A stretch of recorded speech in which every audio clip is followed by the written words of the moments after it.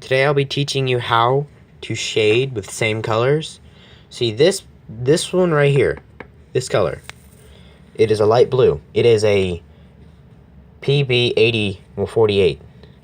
That is a very light color. And that means that it's gonna easily screw up. And that is going to be more complicated because you really don't want to screw this up if you want to do real good. Okay, let's get started.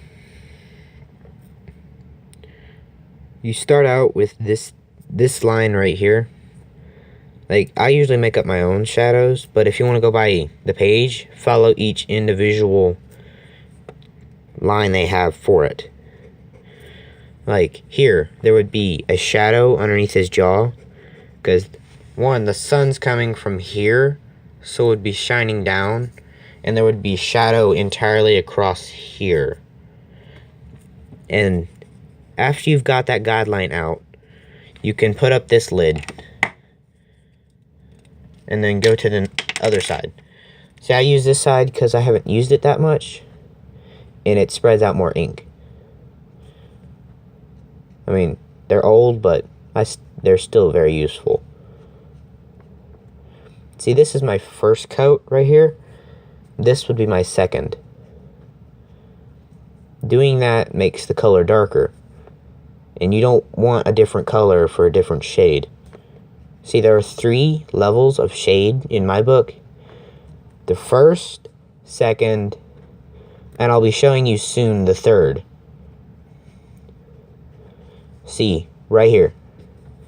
Now, as you progress further into the page, it gets darker. So you'd go here. Right there. See, and that's a third step. It gets even dark.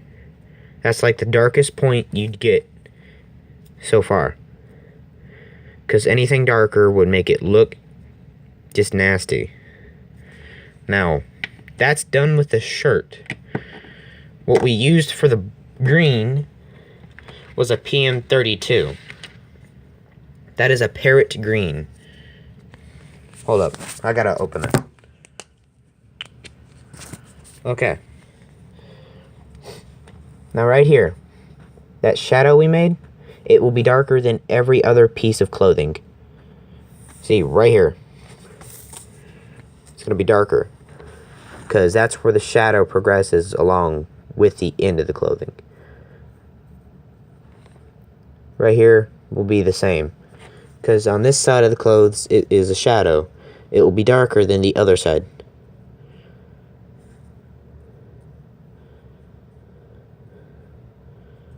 Okay, now that point to where we said that was the darkest, this would be the darkest for this green. That would be the third layer of green. That would be used for like really dark grass and clothing.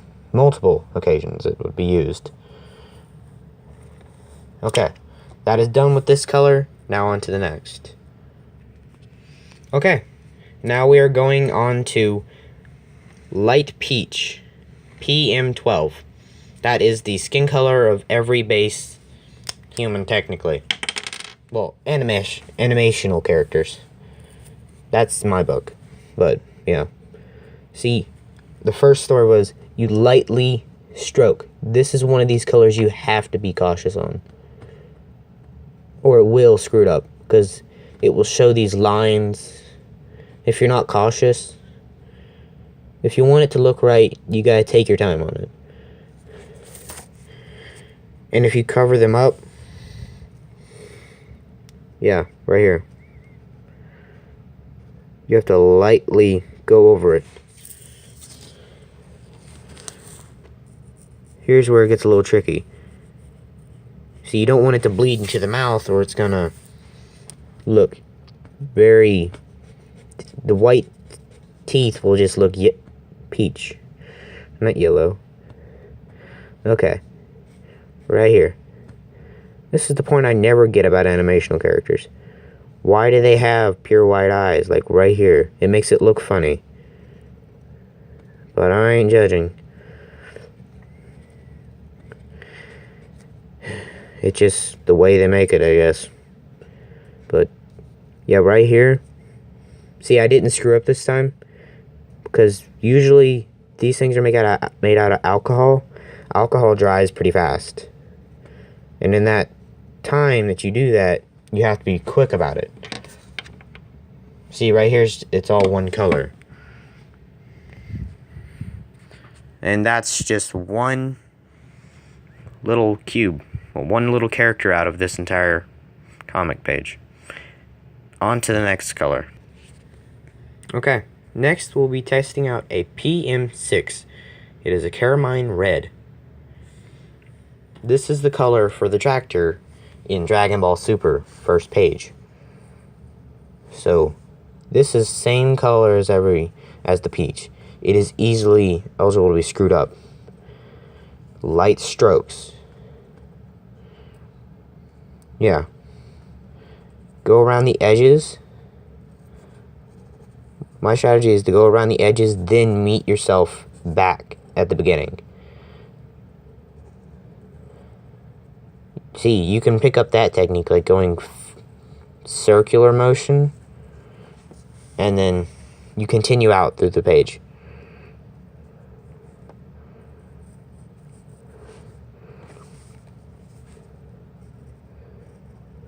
See, if you follow by this line right here, like in pins you made, it's easier, because if you do let that dry, you can still go over it and it won't look as what it was. It'll still, the black line will cover up that mess. And plus, it usually doesn't bleed through pin unless you literally get on the edge of the line and bleed it purposely. But this entire tractor is going to be red anyway. And I will get back to you when I'm done. Okay, before we started the next color, I wanted to show you that the shadows for the tractor would be the same as the shirt. Along with right here. Like, sun's coming from here, so you're going to have a shadow here. And it will travel throughout this line.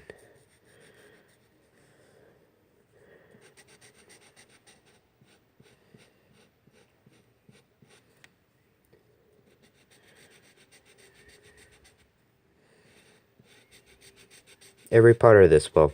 Even the other colors. They still have to match up with this line.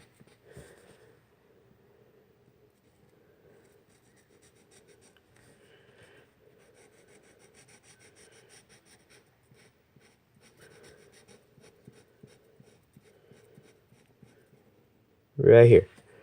Now, this one is a brand new marker, so you have to be more cautious around the edges with this marker, because it bleeds easier, like really easy. Now right here would be just a little bit would have shadow on it, because it's still got light on it. And here you'd put a line here because light is not going there. Or on this little edge piece right here.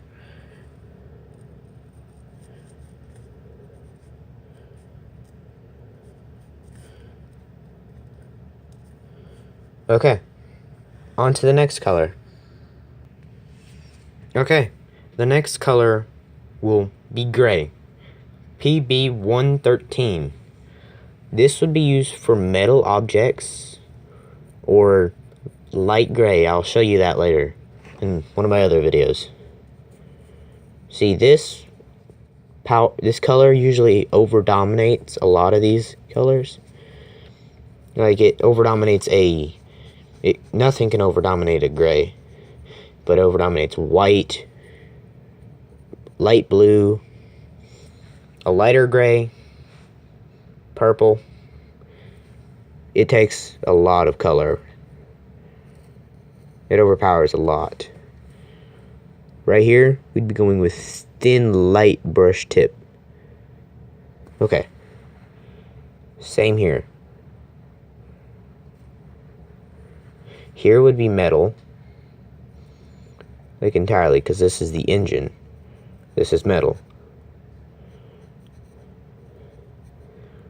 Okay. Now, we'll be starting the next color on my next video. Bye. Don't forget to subscribe.